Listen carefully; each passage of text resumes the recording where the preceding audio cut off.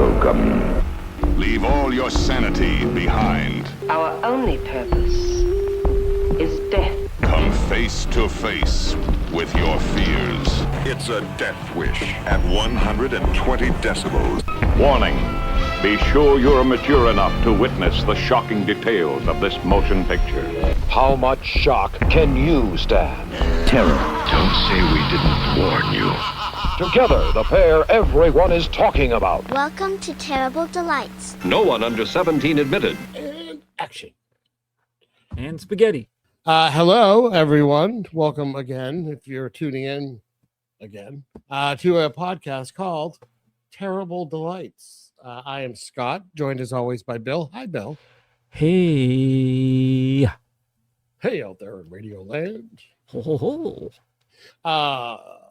Yeah. So anyways, we're a podcast. We talk about movies of the Grindhouse-ish variety, exploitation-ish. Shish. So this season has all been one-word titles. And, you know, it's made it a little more challenging, I think, than I thought it was going to be. Especially trying to find movies that actually look good. I know It's part of the you fun. know, right. And I think we've gotten some good movies out of it, but I really wanted like a ringer, like, you know, just one that I knew was good, A but it had to be humdinger? one humdinger of a movie, Yeah. but one that you hadn't seen, because that's no fun if we're both seen it, I think. Yeah. And we've done this in the past where you've certainly picked movies that you've seen. And so I'm very curious by the time we get to the end of this to hear what you thought of this. It's considered a horror movie classic, but it's also Italian, therefore not for everyone.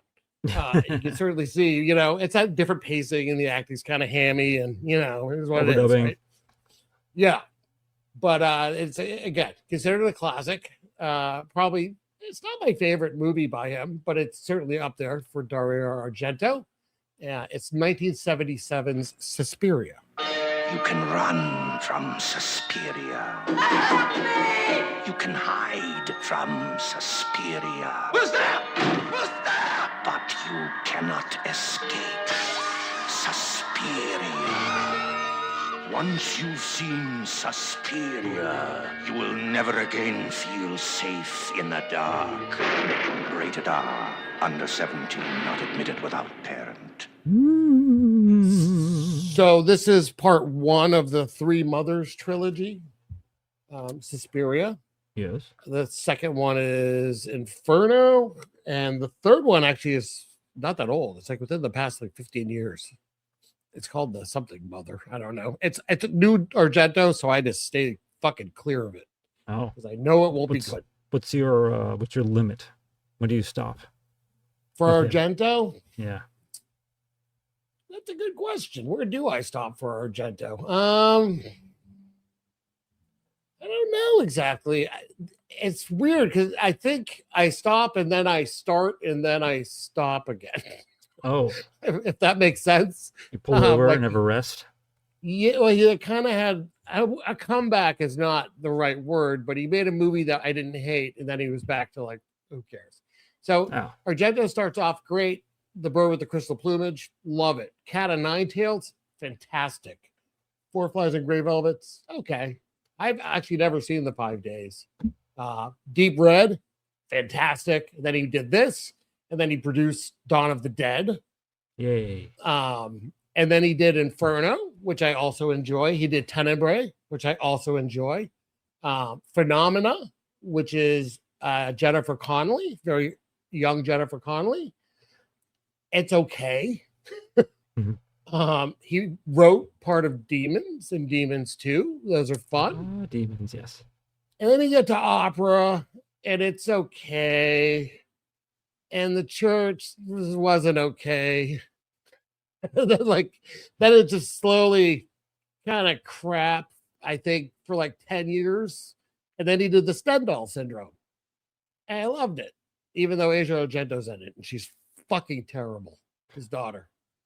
And that's it. Anything I've seen after that by him, just no good. I think this is the first I've seen of his, to be quite honest with you. So yeah, again, I don't think this is his best movie. but it's certainly a movie. Like it is its own thing. It has its own feel. Very, use of color, Very use much of so. sound. Yeah, it was Technicolor, which is one of the last movies to use Technicolor. Well, yeah, I read that they didn't film it that way, but they used like a machine for processing afterwards. One of the last ones that existed for this. Yeah. Yeah. And I know you didn't have access to this, but I have it on Blu-ray. I got the 4K Blu-ray. They found a 35 millimeter print, like within the past 10 years. That was like pristine. Yeah. So they actually made a 4K off of this perfect print. So it looks unbelievably good. Especially for a movie for the 70s. I find some of them look kind of rough. Yeah. Around the edges. It just pops because the color in this is so good. Wizard of Oz levels. Kind of. So I think Argento had a good 10-year run, and then a crap 10-year run, and then one movie, and then the rest of his career, I don't care about it. Kind of like a baseball player started off well, and then just kind of slumped for a while. Had one comeback season, and then he had an injury, and that was pretty much it. He played, but all right. And I think people would disagree with me. I mean, I'm sure he has fans of all of his movies. They're not for me, and that's okay. I think, I was watching horror movies, getting them from the video store when I was in my teens, but I just I never felt I wasn't drawn to Italian style movies.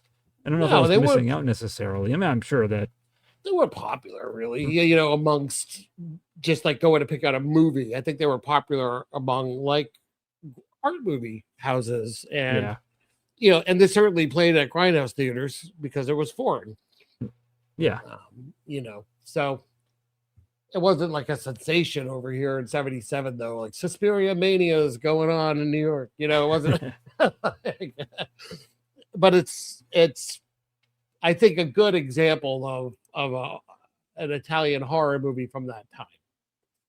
It has the kind of the cheesy effects, but it's still way over the top violence. But the blood's really fake. It's bright red. But again, it works to me because of the color, the way it works with the color. So, anyways, we'll talk through it and get there. But yeah, you had never seen it. Nope. So I was happy to bring this one up. Has a fantastic poster, the main poster for it with the dancer with blood. Yes, it's just nice. A great image. Yeah, great image. There's a cool set of TV ads, American TV ads for this movie when it was playing. And it's this really cheesy skeleton that turns around is Suspiria. It's really spooky. Yeah, that's pretty funny. Hopefully that's the trailer you'll hear prior to us. It's something once you watch Suspiria, you'll never sleep again or something. And they try to hype this movie up as a horror movie. It's a scary horror movie. And you do read reviews sometimes where people are like, oh my God, Suspiria is so freaky. It's hey, calm down. I slept okay, but actually I had a violent dream. I usually have violent dreams last night. Well, first I started off, my wife and I, we built a pull-up bar in the backyard that we all use in the family. I did 5 chin-ups in a row for the first time. Which wow. I can't do a pull-up, but chin-ups I could do. But, and so the dream started, I was sitting on the ground with one that was, within sitting level, pulling up, but I had my legs straight out. And I was pulling up, and I was repeatedly, I was nonstop doing it with my legs in a sitting position, holding them. I had a core strength. But then it turned into I was watching a wrestling match, but I was next to them. And then one guy just kept using a razor blade on the other one.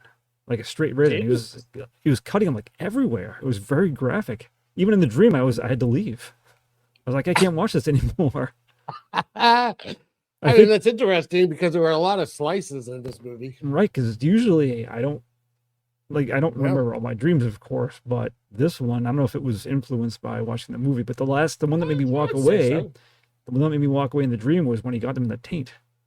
I was Lord. I gotta go. Sorry. Have fun, fellas. Yeah, I was so they just both waved by. Yeah, I did not wake up screaming taint though, so that's a plus. You would have some explaining to do to your wife. Yeah. It was Suspiria's fault. Therefore, Scott's fault. I would say that the movie would have influenced you, certainly, because there's so much slicing in this movie. Close-up There's a slicing. lot of close-up slicing, yeah. Yeah, so that would make sense. One other thing, speaking of slicing, we went and saw the newest Minions movie, Minions and Monsters, this last weekend. I don't know if you've seen it or do you plan on seeing it. I don't know if you're into that stuff. No. So, like, the general plot, then a lot of these, they always try to find a boss to serve, the most evil person. And so they have, like, a montage, and they always mess it up.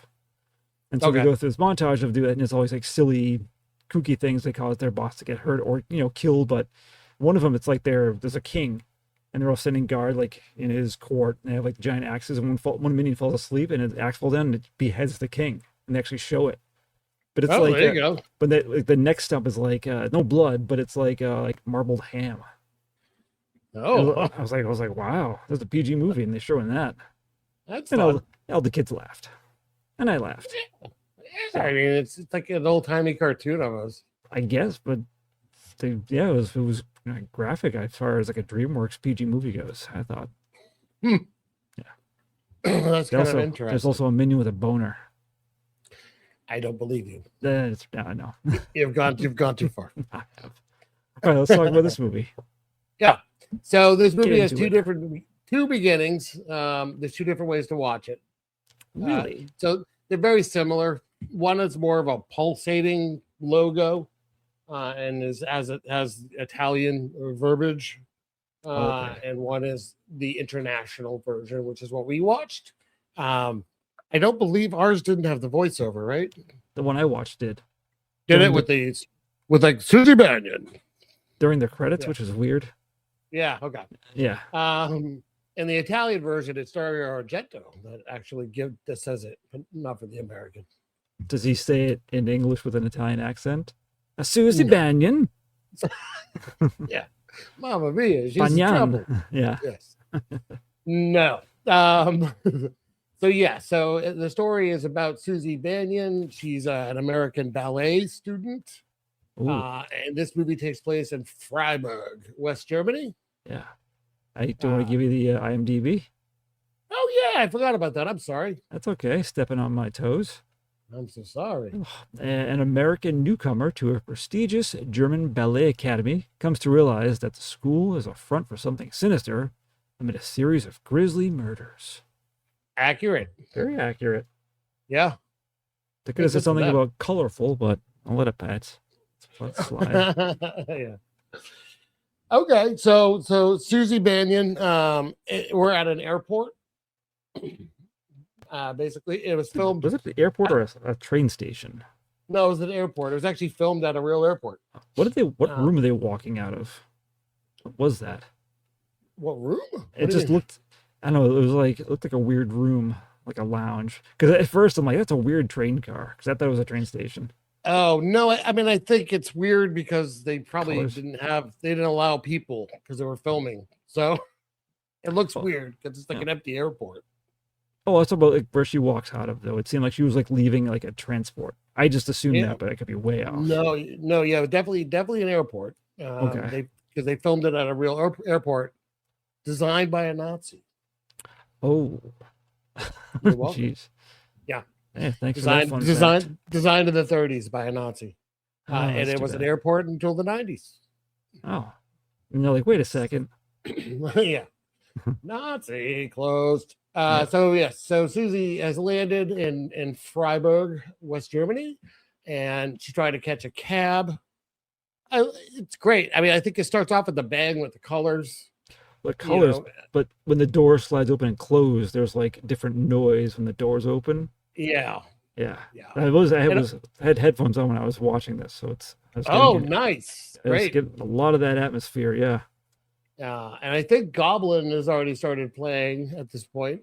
Mm-hmm. The band Goblin, who they were the Goblins for this movie. But great soundtrack. Yeah. Very tribal. Have you seen it before? The band? Yeah. Yes. Yeah, I did. Did you see them on one of their reunion tours? I'm sure we talked I did. about I saw them at like their first reunion tour. Now, I'm sorry for anyone who's listening. I just asked, was that in Cambridge? Sinclair, I think. Sinclair? Was that with Secret Chiefs 3 opening? No. Oh, that's the one I saw them at, which is one of those tours, but did they have a woman come out dancing first, kind of like in tattered clothes and like ghoulish looking? No. Oh, because they did for mine, and she was doing that, and it was just a spotlight on her. But the keyboardist with the long hair and the goofy glasses. Yeah. I probably told you he walked out in the dark and was waving to people, like waiting for applause, but no one could see him. And then when they realized, they're like, "Oh, okay." And he had that's black leather pants and a white Harvard like zip up like track jacket. Oh boy. Because it was Harvard Square. Okay. Yeah. Anyways. Interesting. So so Susie's trying to catch a cab. She finally gets one in this amazing downpour. I know, that's a lot of water. It's like a violent downpour. Like she should have been like knocked to the ground. I love that she the cab pulls up and she says, "Can you help me?" And then he doesn't at all. Yeah, and she's like, oh. Although she only had like one really small bag and like she had 3 bags. Yeah. I know. Yeah. It just made me laugh. And then she gets in and she is going to the Tanz Academy. Okay. But the way she's saying it, he's like, "What? Yeah. Huh? Where?" And then she shows him and he says it exactly as she says it. Yes, that's right. It's like, okay. You're just like, oh, you're just kind of a dick. And this is a great driving through the rain. The woods, connection to the woods. Yeah, we're going through the Black Forest. Also, just so you know, she's looking out the window. Hitler had a bunker there.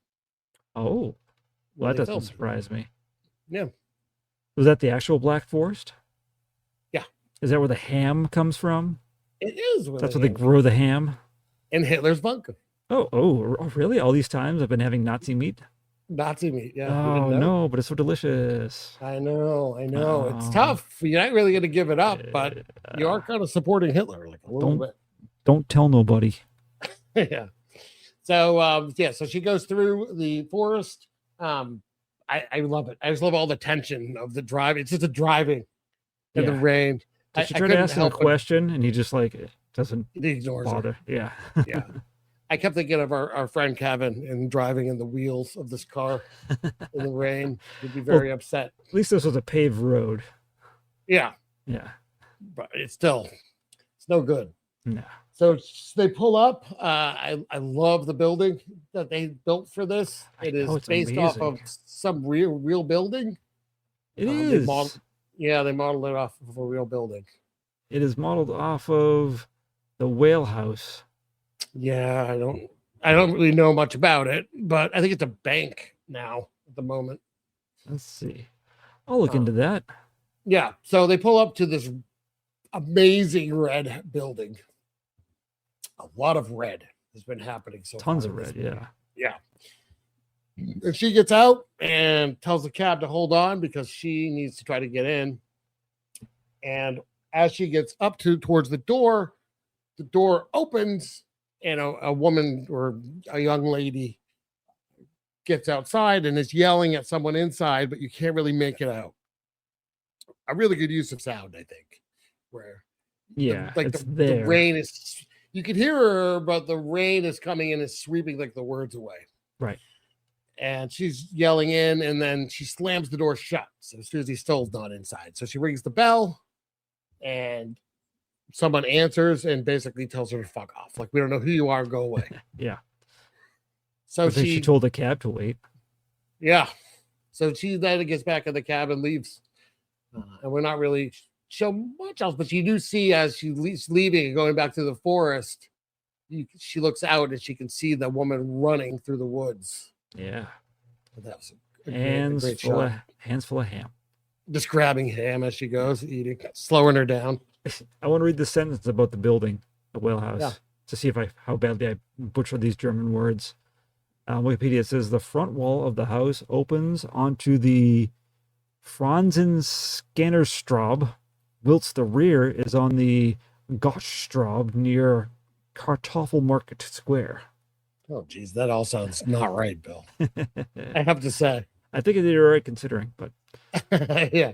Yeah, but she goes to her friend's house or apartment, which in itself. But we're talking now about Pat. Yes, Suzy. Pat. Yeah, Pat. Pat who ran from the school. Yes, she goes to her friend's house. Her friend who seems kind of relieved to see her. But like yeah, but you kind can't of like, skip by I'm glad you're away from the lobby interior of this place. No, it's amazing. Yeah, and that stained glass, that poor stained glass. Poor stained glass. I love the elevator. I love the indicator for the floors. Yeah, like there's like 3-dimensional triangle. I'm sure that there's an actual name for that, but some type of probably ends in Zoid. Yeah, probably. You're probably right. So Pat's with her friend, and Pat's very freaked out, but she won't really tell her friend much. Yeah, and her friend's actually kind of getting mad, but then like, fine, just tell me later. And she's gonna go take a shower, so she goes into the other room, but she doesn't take a shower. She's just looking out the window.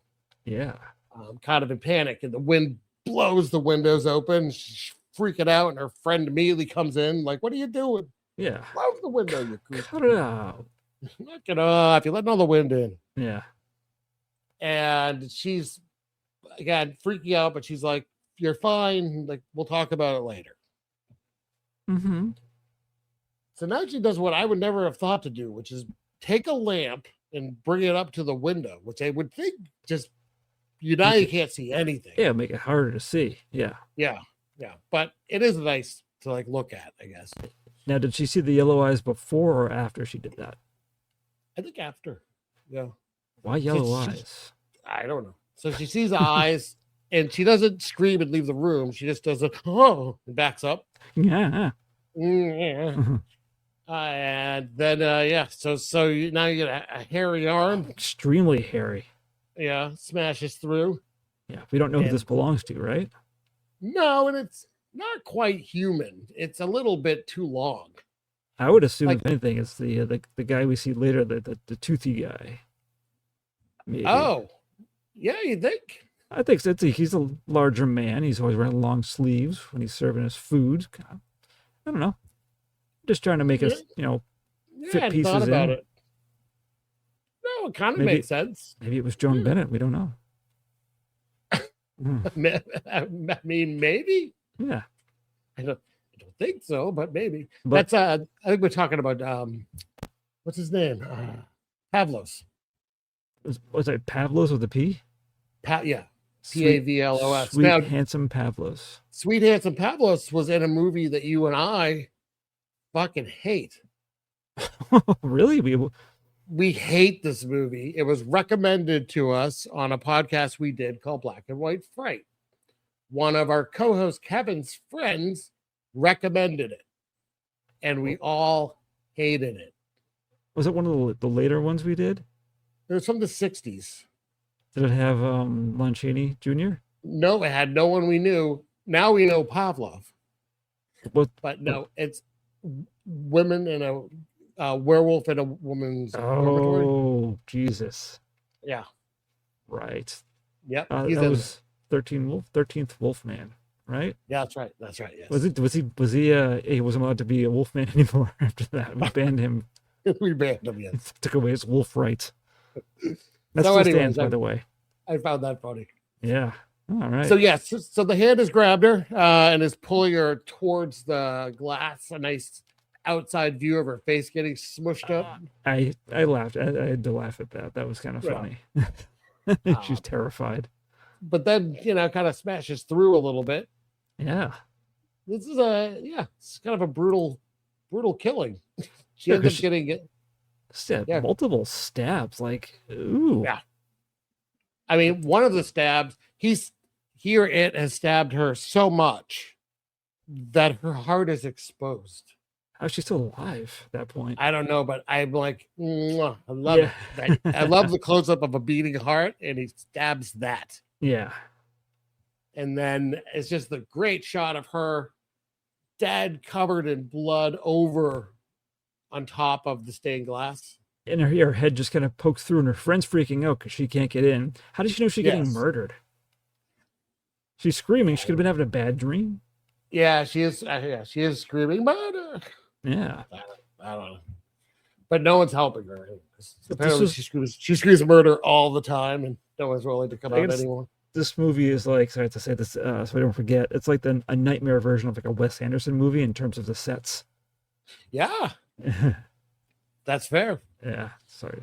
So the killer's doing something now. We can see him futzing about, and then we're cutting back and forth to the friend running down more and more.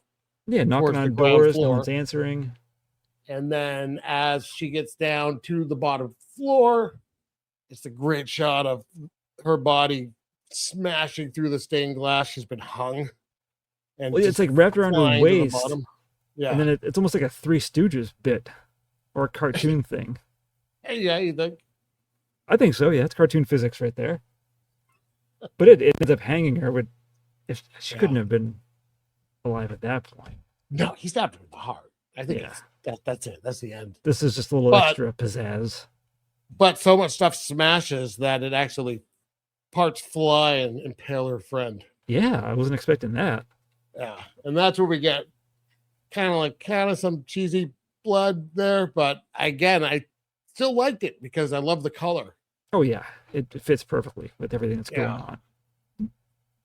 So yeah, that's that. That was the first killing. That is very good. That's a good way to start a movie off. Yeah, just a big shard of glass right through the fucking head. Yeah, and like a piece of like wood through the chest or something. It's I gotta say, I'm looking at the IMDb on the cast section. Yeah. And the second person they have listed is Stefania Cassini, who played Sarah. This is a very disrespectful picture. It's from Suspiria, but it's the back of her head. Really? Yeah. They have Jessica Harper first, and it's a her with some other people. Looks very nice, but then it's a weird. I don't know who decided that. Sorry. Yeah, that's kind of odd. Yeah, but yes, fantastic opening kill here. Yeah. So now it's the next day. The storm has stopped.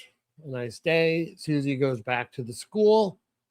So we're introduced to Miss Tanner and Daniel, the blind man, the blind pianist. Yeah. Yeah, he leaves his guide dog tied outside. So he can go in and Yep. But Miss Tanner is like an instructor at the school. Yes, she is. Yeah. She's the handsome woman. Again, and this is watching a movie with the family. The most recent version of Madeline came out a few years ago. I don't know if you've seen that or aware of the story, but I did. I saw the original, but I never seen the schoolmaster in that reminds me the look wise of this woman, like the hair and the whole outfit. Oh, interesting. It's far more mean. I think she throws a girl over a fence, comically. So, but yeah, she's in The Third Man, which is one of my favorite movies. Orson Welles, Joseph Cotten. Horse, yes. And she's also in The Paradigm Case, a Hitchcock movie. Oh, all right. Good for her. Yeah. She's actually very pretty. If you look at her older photos, I'm not saying she's an ugly woman as she got older. She just, in this role, they make her very, stern? I don't know. I don't know how to describe it. Like her hair's tight. Everything's tight. Harsh. Yeah. She looks very severe. Yeah. That's a good way to put it. Yeah. But that's Alida Valley. Baroness Alida Maria Laura Altenberger von Markstein Frodberg. Yes. Better known as Alida Valley. Yeah. So there you go. She was called the most beautiful woman in the world by Mussolini. Ooh. Jeez, Hitler and Mussolini references in the show. Jeez. Yeah. Well, times we live in. Bringing out the big guns. So we're introduced to kind of the authority of the building that we're going to see. And also, this is where we meet Pavlos, your favorite. Yep. My favorite, yes. Yeah. I want a Pavlos doll. He's just like a handyman, kind of like servant. Like he brings food and stuff. I don't know what else he does, really. He's like but he looks like simple, like an oaf. He's an oaf, definitely oafish. With the giant teeth that she actually makes fun of his teeth to him. But he's like, he doesn't understand. It's okay. Yeah. Yeah. But like she said he had gingivitis, so he just had all his teeth pulled out. No, that wacky kid. Waggy Pablo. So yeah, yeah, very strange. And she also meets some of the fellow students. So this is where we meet Sarah and Olga. Yeah. Olga's a piece of work. Olga doesn't get a lot of screen time. I assume she was going to be a major player. Oh, really? Yeah. I think just because I'm like, based on the fact that they were supposed to be roommates, but it disappears. But yeah, she's not really roommates for long though, right? A day. Yeah. Yeah. So okay, so we're introduced to these people. Sarah's a fellow American that's there, so kind of getting friendly, trying to talk. She's basically Suzy's just trying to get along. Right. Olga's kind of giving them crap.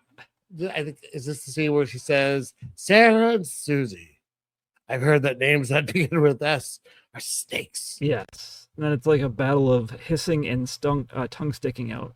Yeah. Back and forth. It's weird. Kind of odd. Yeah. It's very like middle school behavior. Yeah. But they're all acting like that. That's Argento going like, American schools, what are they like? What are American colleges like? College, yeah. What are American dance academies like? But he watches video footage of like a bunch of 6-year-olds. Yeah. Perfecto.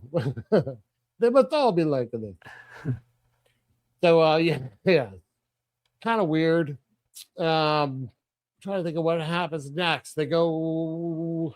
I think she agrees to room with Olga. Oh, her room isn't ready.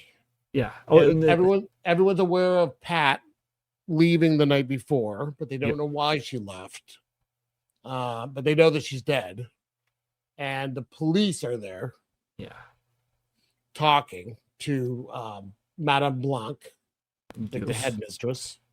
And Suzy's telling him what she knows, which isn't very much. Right. At this point, I saw her leave at 11. Yeah, pretty much. Yes. And yeah, so her room's not ready at the academy, so she can stay with a third-year student, I think they say, for $50 a week. Yeah. And that's Olga. Right.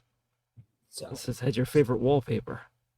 Oh my God. So yeah, so they go to Olga's house. And yeah, boy, it's so confusing to look at. Like, there's several shots in this movie, and this is one of them, where the way the sets are designed, when the camera pans, it looks like the screen's like being elongated rather than it's those wide angles. The edges are always like a little slightly fisheye. Yeah, it's kind of like you're going down like a hallway that just keeps expanding. Yeah. It has like that feel to it. And I think a lot of it's things like this choice of wallpaper. So when she leaves the room and goes into the back room, it's like she walked into the wallpaper.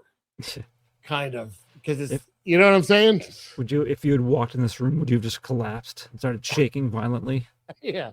I can't do it. Can't do it. No, it's very cool looking. I mean, it's very sharp. Yeah. This whole apartment's fucking cool. I would absolutely live there. And it's weird at the same time. There's a boy dancer who's brought up Suzy's luggage, and he seems interested, but that doesn't go anywhere. No, he waves at one point. Yeah, and then he doesn't. That's about it. He kind of does. He blows a kiss with like one finger. Mwah. I don't know what that means. It's like kiss my ass. Kind of interested, but not enough. Oh, yeah. I want to hold your hand. One finger. Maybe that could be. So she spends the night at the place with Olga, and they seem to be actually kind of getting along. Yes. Like Olga's trying to make like an effort, I think, to get along. Yeah. I like Olga's character now. She's kind of like she's a bitch, but also like kind of everyone is. Salty language. She's a brat. There we go. Okay, sorry. I'll cool it down. My hot talk. Yeah, so I know at class then.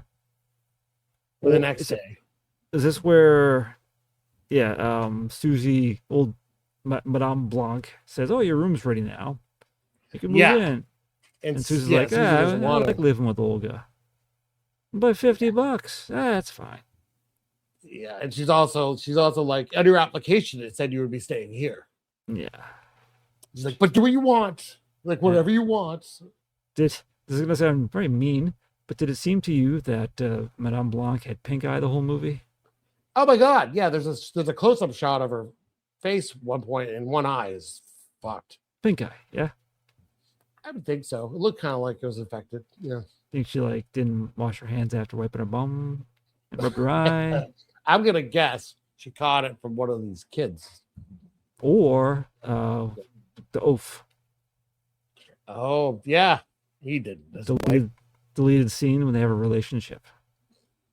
But he has to go to the bathroom first, really quick. Yeah, but it's still a poop. I gotta poop real quick. Oh, gross. Yeah.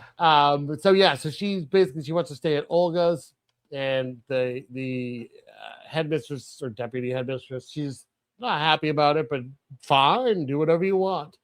Miss Tanner, who's the instructor, is like, "Oh, you're very like willful. You're very strong. You got a set of balls on you." So she goes brass. Yeah. Makes a fist. But she seems kind of actually more pleased by that than anything. Yeah. Which doesn't make sense from what happens in the movie. But whatever. Right. That's okay. That's okay. We have dancing, we have borrowed shoes, we have things that doesn't really matter at this point, right? Right, but and this is where Suzy's going to they leave the locker room. She's going to the first class she's going to take. And so there's the headmistress, the head Madame Blanc has her kind of weird looking creepy nephew staying there. Yeah. So this is like a Dutch boy. This is the headmistress's nephew. I don't know why he's dressed like a child that drowned in 1880. I don't understand it. Is he a ghost? Yeah, that's Albert. The nephew Albert. He's good at staring. And it's also like one of the matrons of the school. There's a couple is sitting with him. Yeah, polishing silver. Polishing it, but moving it to blind Suzy. But it like blinds her into illness. Yeah, blinds her into nosebleeds. It's weird. Like sucks her energy away. Like what? I mean, we know it's witchcraft of some sort. Eventually, is that one of their tricks? I would have to be. I would think. I mean, there's no way Albert is from this time. You think he's like? It's never explained. Hundreds of years old. Because he does look like a child, right? From like the 1800s. Yeah. He's giving me I don't know why Chitty Chitty Bang Bang vibes. How he looked? Yeah. Okay, that's fine. Yeah. Like he would have been on the child catcher's side.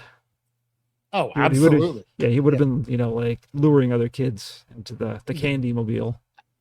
Absolutely. Yes. Does that count as a Grindhouse movie, by the way? No. It's Benny Hill. Yeah, that's why. Oh, okay. Albert was played by Jacopi Mariani. Hey. Oh. So she gets blinded, but she makes it into her dance class. But she wants to sit it out because she's not feeling well. Yeah. And the instructor, Miss Tanner, is kind of like, "Oh, but this is like our first time. I want to see you. This is easy." Yeah. So she starts to dance, but she's doing like the "oh, my head is swimming" kind of thing. And then just collapses. Yeah. What? Nose and mouth bleed. Yeah. I assume she had like a blood capsule. That's what we're seeing from her teeth. Yeah. But yeah.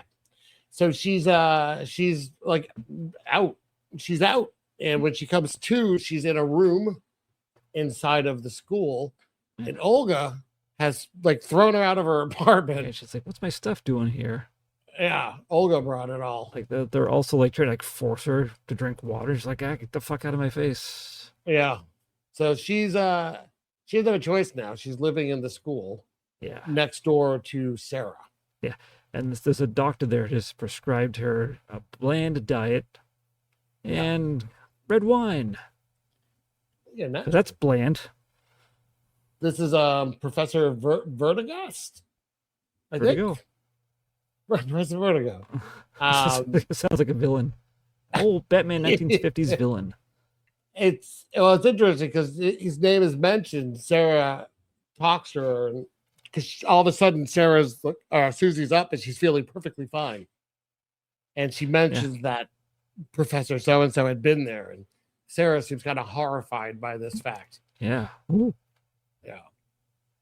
But also at some point here, and I gotta admit, I don't remember exactly when, Sarah and Suzy are talking, and Suzy now remembers a little more of the night before.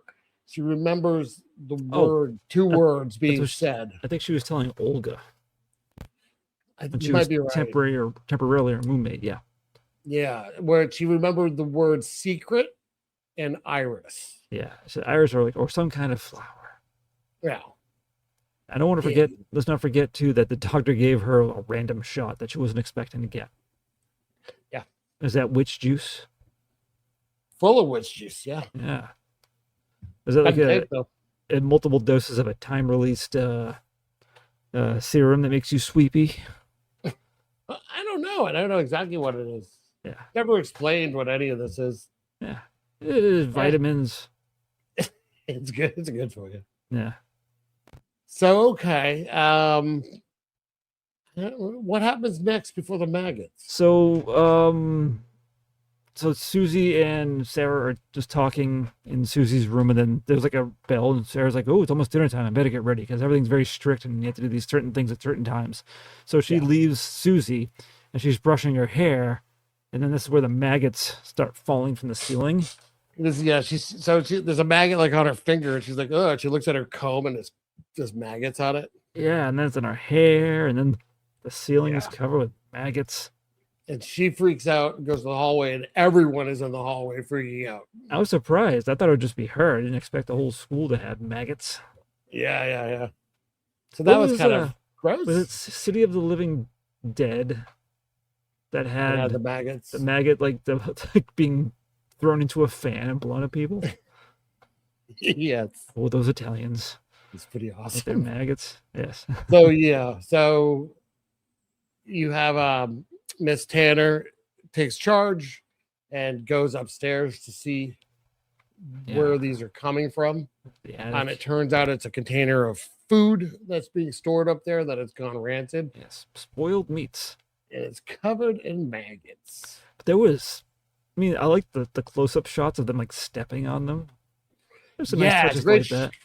Great shot walking down the hall. You have the boys' shoes.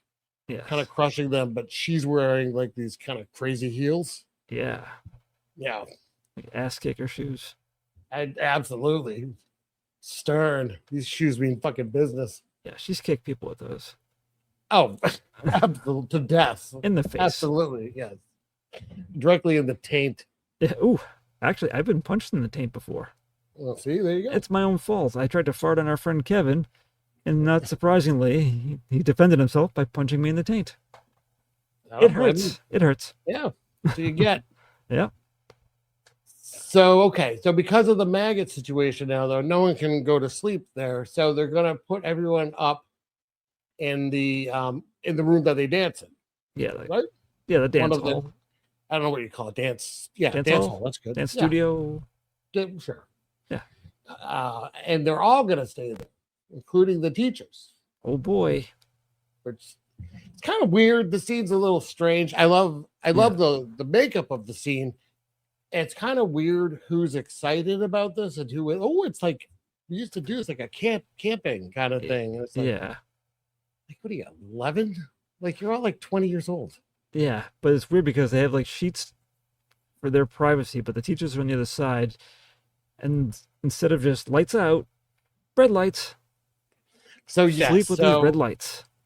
Yeah, so the lights do go out, and the red light comes on from behind, which is, I mean, it's an amazing shot. Yeah, but it doesn't make in real life scenario. I'd be like, why? When is that going out, please? Yeah, I don't want to try to sleep with the color of murder everywhere. Yeah, we like to put the anger lights on while you're getting ready for bed. Yes. But it's great. You get to see some silhouettes of people getting ready for bed and stuff kind of around it because it goes all the way around the room in a circle. Yeah. Okay, so yeah, you get Sarah's next to Suzy, and Olga is on the other side, and they're having like a fight. They're arguing again, which is usual. enough. Like enough is enough with you two people. Come on. But now you have it's like later at night, and Sarah hears something. It's like weird snoring, kind of. Yeah, that's my name for tonight, which is sleep apnea witch. Mine was maggots and spoiled meat. Yeah. Oh, this is on Tubi. We forgot to say it at the start. Oh yeah. Well, I was just gonna say it at the end. Yeah. Oh, they actually they this is the point in the movie where they say it. So this is on Tubi. Look right at the cameras. Very good. So yeah, so it's a weird snore whistle kind of sound. A little distressing, but Sarah recognizes it. Like she knows that breathing. Is she calling it the directress? And no, the headmistress. Oh, I thought you were saying directress. Oh, maybe she does. Oh. It's credited as the headmistress. Okay. Whereas Madame Blanc is the deputy headmistress. Oh. But whoever the fuck this is, they're supposed to be out of town. Like they're not supposed to be there. But she recognizes the breathing. Is this the person who lays down right like on the other side of their sheet, and that's when the sound starts? Okay. Yeah. All right. Yeah, and they're both freaked out Sarah by all especially. of this. Yeah, but you know what? We get a little bit of it, and then it really just cuts to the morning. Yeah. And the sun is shining, and Daniel is there because his dog is outside. Mm-hmm. And everything's okay. Yeah, so and they're inside. Yep, they're inside doing their practicing.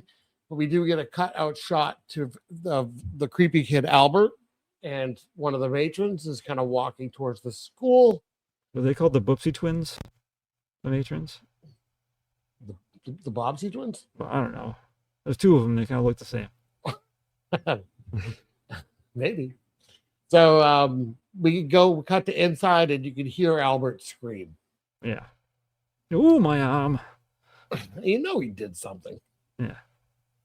And my God, Miss Tanner storms through this building directly at Daniel and starts screaming at him because the dog apparently has bitten poor Albert, who now is at the hospital. Oh, jeez. This all happened very quickly. You still like the same song. Yeah. But he's immediately like, what? Like he refuses to believe that his dog would do this. Yeah. And that the kid had to do something. And Miss Tanner is fucking not having it. Like, get out. Get the fuck out. You're fired. Yeah. And this is great because he stands up. He's like, you bitch. And then he's like trying to leave, but he's blind. So he's like, she throws his cane on the ground. And he like has to unnecessary. Find it. Yeah. He's just kind of like, ugh. So he leaves. He's been fired. Not great. And then I think we go from here to the beer hall, don't we?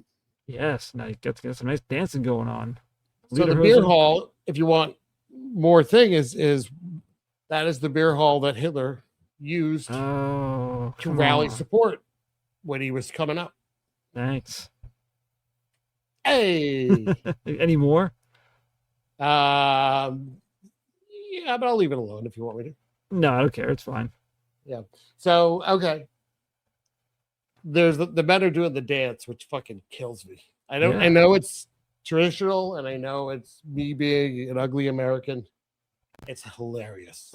When the men do the stomping thing, and then it's like they're almost like slow dancing. You're just like, what's happening? Yeah, but you try to do it. Oh, I certainly could not. I would not want to either, though. The outfits are insane. But also, I like that a blind man's watching this. He's there for the music. He's like staring at it. He's staring at the sound. But why? He's fine. He's sitting kind of by himself, facing all these people dancing. Everyone's having a good time. Yeah. And then a woman just like goes to him and bleeds him out. Like, get the fuck out. Because his dog bit a child outside the establishment. Maybe. And that's why. It's a little weird. Yeah. But the dog is outside, so he picks up the dog and off they go. He carries his seeing eye dog. Yeah. He's full of beer now. He's a lot of energy. I can see. The spirit can help me see. Yeah. So okay, he's walking, and it's just shot to him walking through the town. Very quiet, empty town. Yeah, it's mainly just cops. Yeah. Right? Pretty much. So let me guess. The square that he stops in, was there some Nazi nonsense that happens there? So this is Koningsplatz Square. Oh jeez. It's in Munich. Yeah. And it's beautiful, but also not. It's all stone, like they got rid of nature, basically, and made it stone. Yeah. But it's a really cool scene. So he walks through with his dog, and they're about halfway through this big open plaza. Kind of looks like almost like Roman. I'm sure it was designed that way, right? Yeah. But yeah, they used to do book burnings there. So there you go. That's all. Yeah. Okay. So, damn it. Up on top of one of them is this amazing like eagle creature. I don't know, what is this thing exactly? Griffin? Yeah, maybe. Is that it? We're talking about a statue, not an actual bird. Yeah. Oh, I don't know. It could be. But it's on top.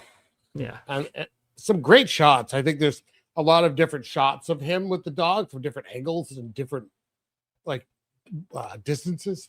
Yeah. The dog's getting spooked. The dog is getting spooked. He's freaking out because the dog stopped walking and is barking. He's all he could do because he's blind is just go, who's there? Yeah. Scream, who's there repeatedly. Yes.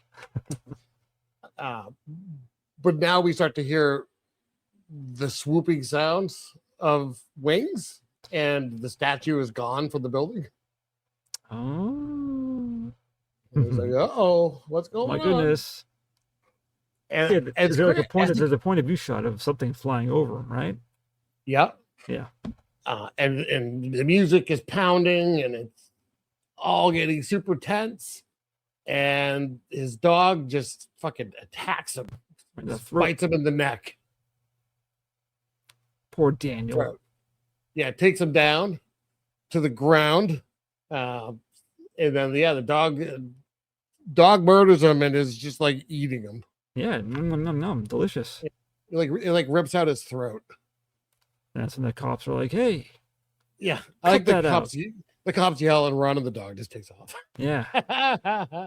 Or like if the dog got on its hind legs and like held onto its hat as it ran in place before taking off. Just grabs the cane and tries to pretend to be dead. So yeah.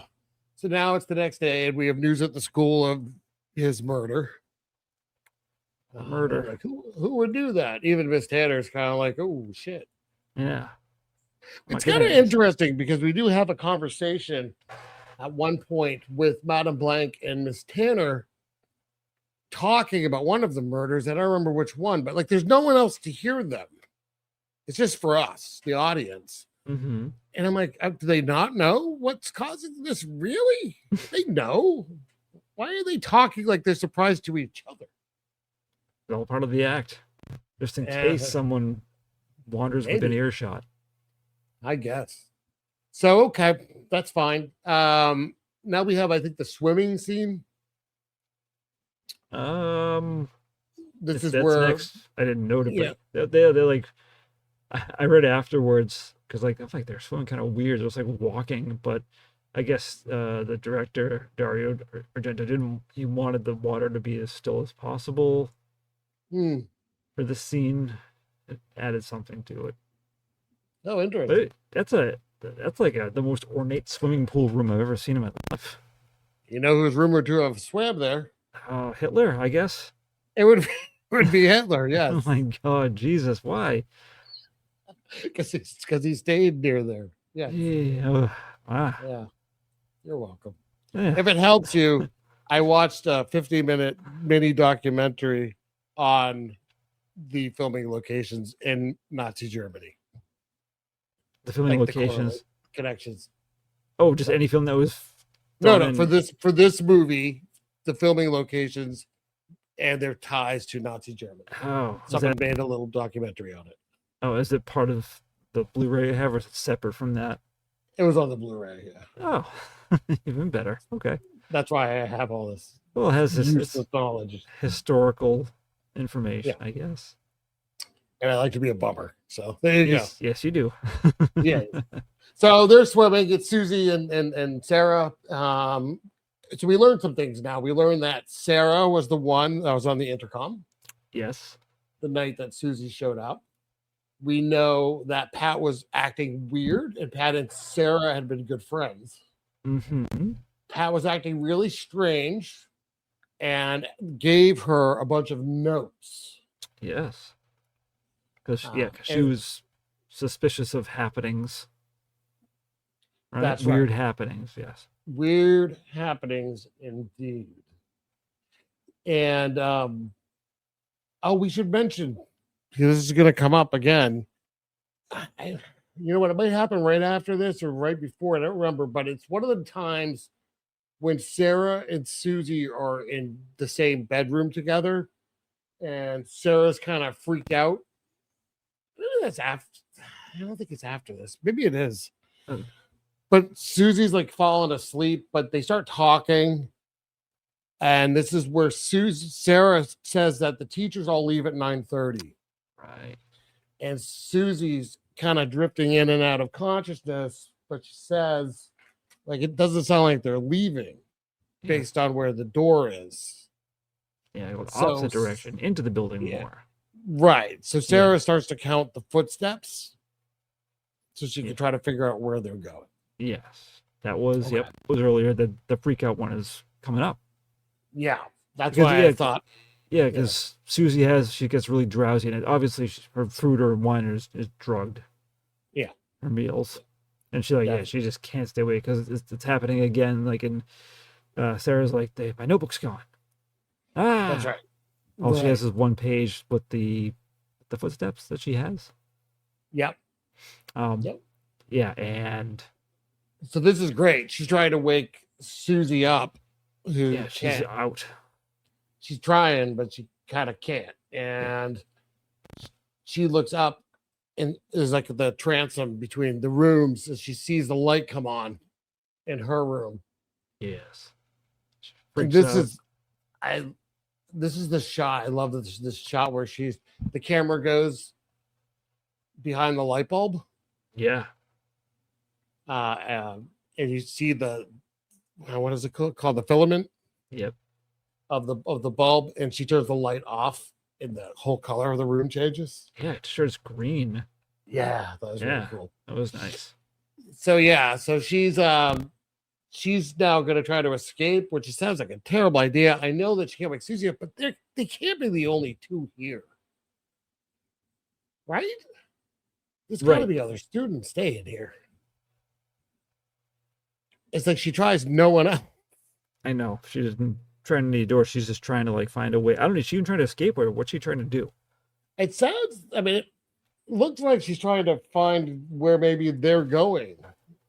Maybe thinking that's a way out. I don't know. It doesn't really make a lot of sense. She's like panicking, you know? Yeah. So she goes, and she's. I think it's the going up towards where Miss Tanner had gone with the food. Before. I don't remember. Yeah. Because then she gets up into the attic. Oh, well, right. Sorry, yes. Yeah. You said food. You should have said maggots. Oh, yeah, I should have. But we see eyes. We do see some eyes. Yeah. Which is pretty great. And she does get through like a little window. Well, I think before the little window, she's in a room, and someone's in there and kind of attacks her, like gets her in the face with something. Yeah. And then she kind of crashes through a little glass, but gets in a different room, and there's a lock. One of those, I don't know what kind it is, the kind that comes down, and someone's sticking what looks like a butter knife to try to open it. I think it's like a scalpel. That's what I thought it was, It or looks like like or like a straight razor. But it's like rounded and It's like, it didn't look it's sharp. rounded, yeah. I'm with you. Uh, Also, all she had to do was go over and just like keep her weight down on the lock so it couldn't be lifted. All she was stare at it. Ooh. She does that, then she goes and sits down. Yeah. Where it's She's like, oh, that's too not good. terrified. And then she sees the little window. Yeah. And luckily, it's a room full of nothing but stackable crates. So yes, she was able to make a little makeshift step to get up there. Yeah, she does not look first. What? It's like barbed wire without the barbs. It's razor wire. Yeah. But there's nothing sharp about it. She's not getting cut up. Oh, yeah, razor wire will slice the hell out of you. Yeah, this was just like coils, and it's right. I would have reacted the same way if I was stuck in that situation. I would have been freaking out. It's like being stuck in a giant slinky. Yeah, one that's already like messed up. Yeah. Like, what is the point of having this stuff in this room? I don't know. Yeah, it doesn't make any sense. But in case someone it's tries great to escape. I love it though, because she's in there struggling. Yeah, and it we worse. just see it. We just see the hand come in with the straight razor. Yep. And just they had plenty of time to go around. slice. Yeah. And that was a nice close-up too. This is where your brain went. Note to self for tonight's streams. Yes, but make it a taint instead of a neck. That's right.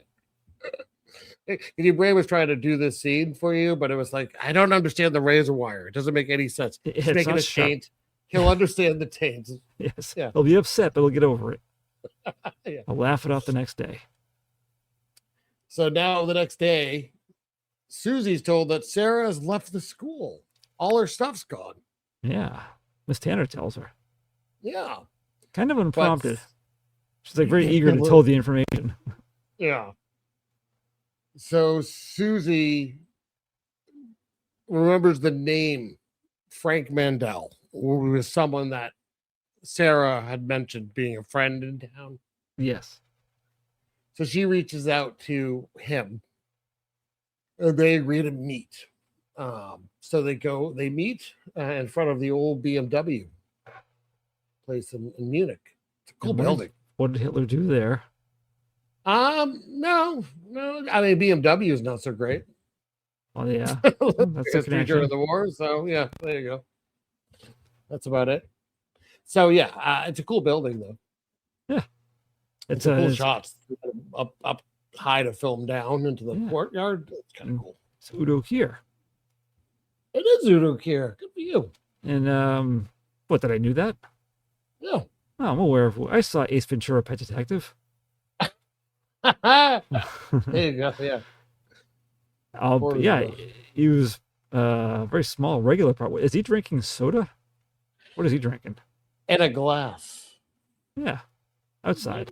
You don't put glasses outside. Come on now.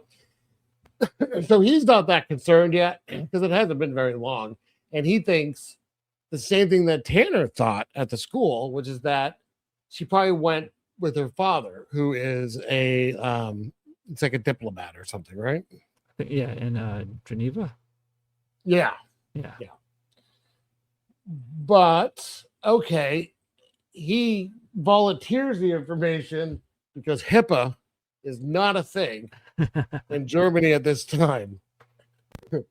He volunteers that he was Sarah's former psychiatrist. Like, did she tell you that? And Susie goes, no. He's like, well, let me tell you more. Yeah. So, but he goes into, she asks questions and he gives her information about the school. So he does talk about the school. So the school now, we get the history that the school was started. It wasn't a school. It was a different kind of building, but it was from Helena Marcos, who the town thought was a witch. Yeah. And she was like, was she burned to death? I'm trying to remember. She was killed somehow. And one of her like disciples or students or whatever was given the school. They turned it into the dance academy. But it also had like occult classes, didn't it? Originally, right? Original, But the yeah. dance academy now doesn't.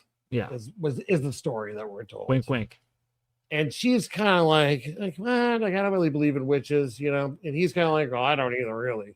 But standing over here is Professor Milius, who knows all about witches. Professor, See this guy with the weird greasy hair? Get over here, you. come here with those giant, lovely eyebrows. Yes, the caterpillar eyebrows. Yep. That is Professor Milius, and yes, he believes in witchcraft. So he kind of tells her more. Happily, yes. He explains what witches are, and in this case, the story of witches are all bad. But they're all there to do damage, basically. Yeah, cause hurt. Yeah, but he talks about what a coven is, and like it's like the leader. So you need the leader. Without the leader, the coven dies. Yeah. Yeah. So good to know. She's learned nothing about Sarah, but she's learned a little bit about witches. So she goes back to school, and there is no one there except for one of the matrons, and who happily tells her that she's been left alone. Everyone's gone to the Bolshoi Ballet. Yeah. Everyone got tickets. What about my Miss ticket? Tanner, I don't Miss know. Tanner got everyone a ticket. Yeah. So she's left alone. Yeah, with their bland meal, which looks like a fish of some sort. Yeah, not so good. But she does dump everything into the toilet. Well, except the wine, which heavily stains her sink. Yeah, so there's a great shot there of all the food splopping into the toilet. Oh yeah, that was gross. And then she dumps out the wine, which is like, it's thick. Yeah, it's a really crazy shade of red. I think it was blood. She's like trying to like wash it down, kinda, but then she's also just like rubbing her hands to wash it down, and then she just wipes her hand like, yeah, that's fine. Never mind. But it's still horribly covered in red. Yeah, it's gonna be there forever. All I was thinking was like, if nothing happens tonight, you're just in trouble tomorrow. Like what are you doing? But whatever. So she's doing this, so now she won't sleep. I think she catches on. Yeah. So as the night progresses, she waits for the footsteps. I wasn't expecting a random bat attack. I forgot the bat attack. Yes. How can you forget the bat attack? Yeah, I know. Yeah. So she opened the window and a bat flies in. Was it a window? I thought it was like a closet. I thought it was a window. Oh, I thought it was like an interior doorway she opens up and it's a bat. It's pretty crazy. Yes. I love when she knocks it down and it's just crawling towards her. Yeah. Yeah. But then, my God, like there's other ways to get this bat out. She covers it up and then just beats it to death. Yeah, I was like, oh, she's gonna cover it out and then like throw it out the window so it can fly away. Yeah. Nope. Squash it like a bug. Yep. Bat didn't do nothing. Yeah. It's pretty bad. But okay, yeah. So she's listening for the footsteps and she's counting them, right? Yes. Okay. Was she listening or was she just counting them based on the notes she found that Sarah left her? She's listening. She's counting out loud. Okay. Like take loud enough that they would hear. 1, 2, 3. I'm sorry I lost count. Can you walk to the beginning of the hallway? Yeah, start over. So she then goes down and finds the room that they're going into, which is Madame Blank's office. Yeah. Yeah. Great hallways. Oh, fantastic. Everything. So she goes into Madame Blank's office, and as she's looking around on the wall, there's flowers. Yes. And she remembers Secret and Iris, and then she remembers more now from the night that Pat left at the beginning of the movie. Yeah. The blue iris. Turn the blue iris? Yeah, turn the blue iris. Yes. Yeah. So she does turn the blue iris, and I love it's kind of anticlimactic. She turns it, everything's going on, and the door just kind of goes like, "Wah." Like it just opens. I don't know. It just made me laugh because it wasn't like this forceful, like creaking, slamming open door kind of thing. It was just like, man. Like it would have been partially given some WD-40.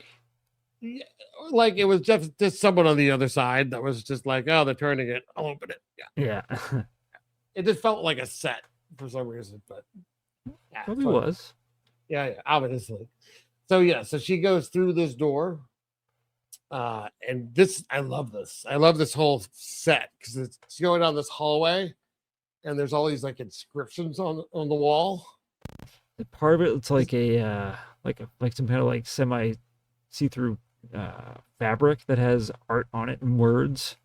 Yeah, like metamorphosis and stuff. Yeah, really cool. Yeah, make for a great like dark ride. Yeah.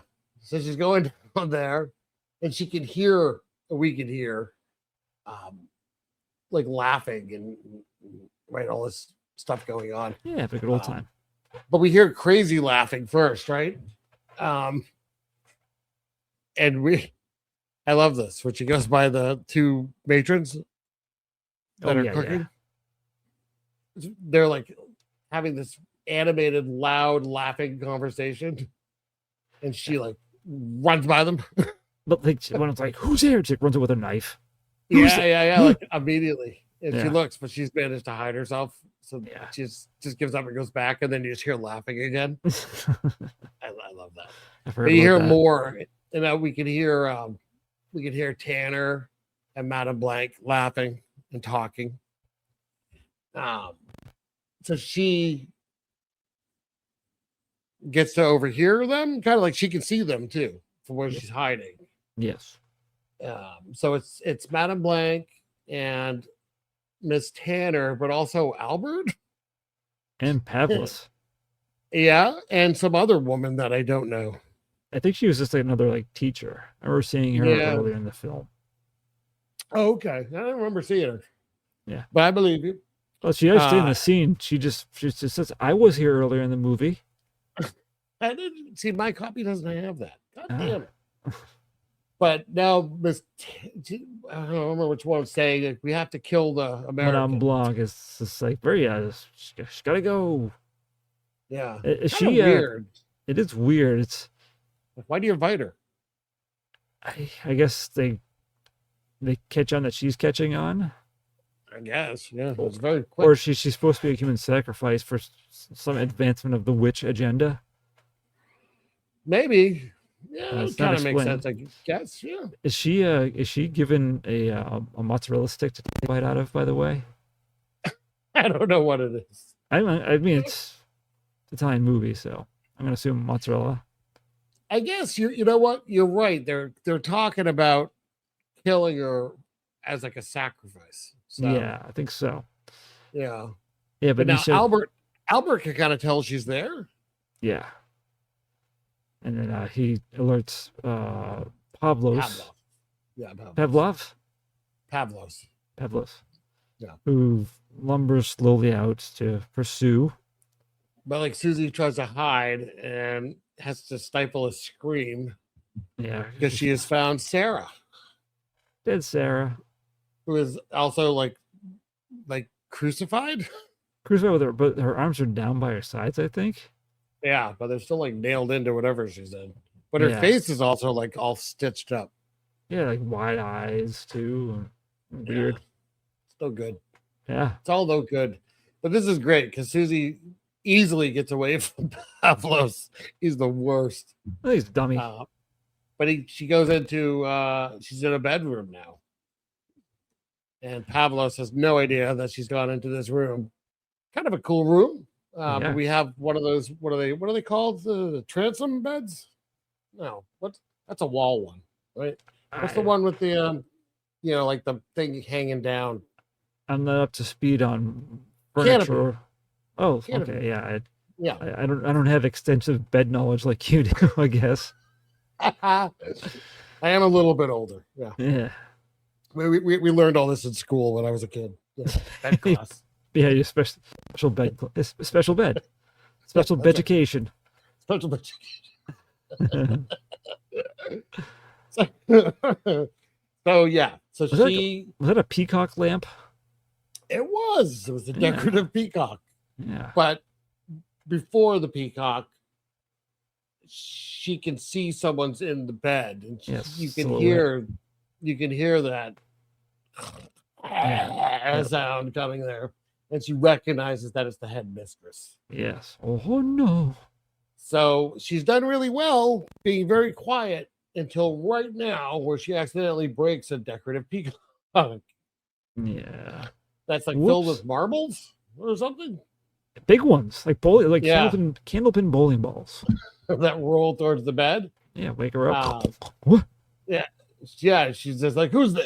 And then immediately like, "Oh, it's the American." Yeah, like I've been expecting you. So she basically says, like, you're gonna die now, and a door bursts open, and it's Sarah's corpse. Yeah, has like been reanimated. It is coming at her with a knife. I think they could have. What do you think of that? I think that this whole scene here is too quick. Too quick, but I'm talking about Sarah's corpse reanimated. I think it's kind of neat. I think it feels. I don't know, it felt out of place a bit to me. If I'm being honest. Well, I think you have. I think I've always assumed that Marcos is kind of weak at this point in her life. Yeah. Or whatever she is. I think she's weak and she can't do a ton, so she's gonna have trouble killing Suzy on her own. Oh, I think that's fine. Maybe it's just the presentation. If she had like acted differently, she seemed like too like crazy maybe. I don't know, just it didn't fit the vibe of the atmosphere for me. I can see that. And it was still like, oh, reanimated corpse, okay, but I don't know, like lumbering or just could have been presented in a scarier, more terrifying way. She is kind of like I'm gonna kill you now kind of corpse. Yeah. No, I get it. Like she could have walked in with like her head down, her hair in her face, and looked up, and it's like, oh, it's Sarah. Yeah. No, I get it. Yeah. But we have flashes of lightning, and when the lightning flashes, you can see Marcos is invisible. We should have mentioned this. Yeah, because Suzy does grab a piece of peacock to go stab her, and she opens the curtain, and she's gone. Yeah, no one there. But the flashes of lightning apparently show the silhouette. Yeah. It's not explained. That's okay. But it only takes 3 flashes of lightning before Suzy's able to get her. Right to the fucking neck. Very accurately, yes. Yes. But this is I love the death because it's all close up. Yeah. So you can tell this is like, it's someone that shouldn't be alive anymore. Extremely old and like rotting away, it seems. Yeah. It's all this close up of like grossness. Yeah.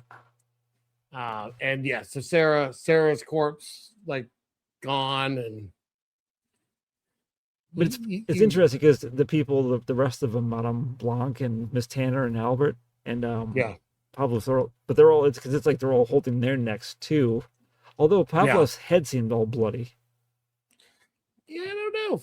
I mean, maybe because the stuff starts falling and stuff, so maybe he got hit. Oh, okay. But it is nice because you tell she's got stabbed. Then there's one shot of like it going through, and they show it come out like the other side of the back of her neck, which was nice. Yeah. One last close up shot. Yeah. Yeah. So Suzy's running to get out. Things are blowing up. And as soon as she gets outside, you see the inside burst into flame. Yeah.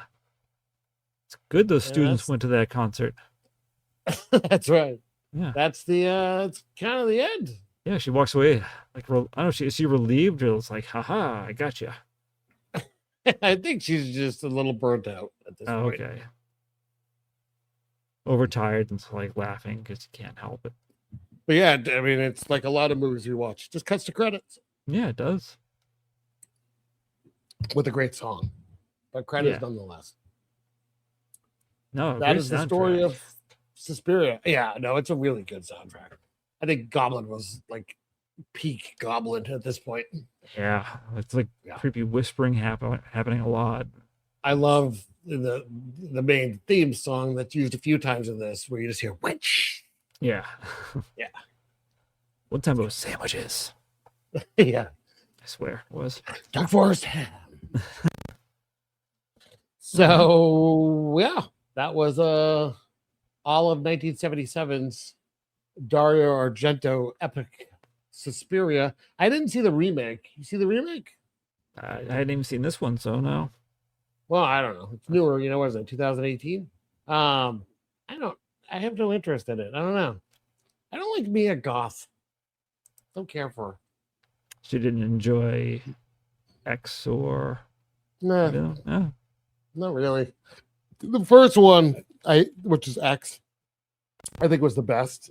I didn't see the third one. I tried to watch the second one. I didn't care. No. I like Tilda Swinton though. And Tilda Swinton, she plays 3 roles in it. So I'm kinda like, oh. And it's not an exact remake. It's more like inspired by. Okay. But the only thing I know is it's supposed to be like no primary colors, which is like the opposite of this. So I'm kind of like, well, why would I want to watch like a style-less version? Style free. Style free, yeah. Kind of odd. But anyways, neither here nor there. So let's see. Yeah, again, I'm excited to hear your take on it because I love this movie. You're not going to break my heart because I have no stock in it. Yeah. But I've always liked this movie. I saw it for the first time a long time ago. I mean, when I was maybe 21, 22, something like that. I saw it so like many decades ago, and I've seen it many times since. I've seen it at the movies a couple of times. Always fun to see it on the big screen. And now I'm watching it in 4K, and it's beautiful. So, what'd you think? I didn't like it. 0. Not at all. Nothing. Oh no! It's I enjoyed it quite a bit. I was really blown away with this, how colorful it was, and how like really, really well shot it was. Especially the interiors of like pretty much everything were just like amazing. It was eye candy in like the best way possible. I didn't know that going in really. I knew it had something to do with the dance school and some kind of supernatural element of some sort, but I wasn't prepared for the eye feast as it was in this movie. So I thought that was excellent. I really enjoyed Goblin, like especially wearing headphones with it. It just, I think it helped. It really added to everything. I was gonna say because you have like an overload going on. Sometimes it's just in one ear or so. And it was nice because I haven't seen a ton of these types of movies. Other ones, it's like all like weird, like funky music, which doesn't fit necessarily. But no, this one, like, and it was interesting because I read it was recorded before they made the film, and it still fit fantastically. The only, it was overdubbed, but I don't think that really took away from it much because a lot of it matched up pretty well. It seemed like some scenes, the original audio was still used. Great gore, especially the first kill was fantastic, even with the face being smushed into the glass, which I chuckled about. Just how like relentless and kept going, that poor woman. And it wasn't like it was insult to injury, because she's stabbed to death and then she was then put through and hung in the middle of this. They ruined a really nice looking lobby of an apartment building for this, and killed a friend for no reason. Yeah, hey, that's fine. Bonus kill. Yeah. Right. Oh, they were all great kills. There aren't too many deaths in the movie, but they're all really good. I wasn't expecting the dog to turn on the blind guy. Yeah. So that was a nice little surprise. Yeah. I guess Udo Kier was young here, so I read too that he was like rushed in to do his scene, so he didn't have time to like run all of his lines. So there's someone like laying on the ground behind who plays Suzy. What's her name? Jessica Harper on the ground, like saying some of the lines so he can say them. Oh, that's funny. Yeah. No, but it was quite enjoyable. I mean, I didn't find it scary. I'm assuming it gave me a kind of a weird bad dream, which that's something. That's a star right there, I guess. No, it was overall it was like the best way possible an assault on the senses, I think, for me. Like just like that scene you said where the light changes when they shut the light off, and it's because focusing that light bulb. That one I probably did like a ooh to myself. Yeah. No, there's some really nice shots. I mean, you mentioned the shot of the feet crushing the maggots. Oh yeah, it's great. It's a great shot. Like really well thought out, and just execution was great. And then there was one too, I think, when she's walking like one of the secret areas, and it's like looks like blue velvet drapes, and there's blue lighting. It's like, oh, that's nice, and it's so different because a lot of there's a ton of red. There's so much red. Yeah. But then they hit with like when they did the green, it was like in this blue part, it's like so different. Like it was almost like shocking because you get so used to all the red. So what they say from this, so this was co-written by Dario Argento, who was in an Argento movie, and then they became like partners. Yeah. And she helped write this, and everyone's always said that her writing on this was more fairy tale based. Okay. So this is meant to be like a fairy tale. Oh, it does. Which kind of makes sense, like when you think about it, right? Yeah, I can see that for sure. And then you bring in like the exaggerated colors and everything's kind of too much, like a fairy tale. Yeah, but I think again, in a very good way. I didn't feel overwhelmed about it. Sure. Just talking about it here at the end, it's kind of bumped up my score. I'm going to give it an 8. Nice. Yeah. Excellent. Wow. Yeah, I'm glad you liked it. Quite a bit, yeah. That's great. And I'm going to take up ballet. Wow. Yeah, as a bonus.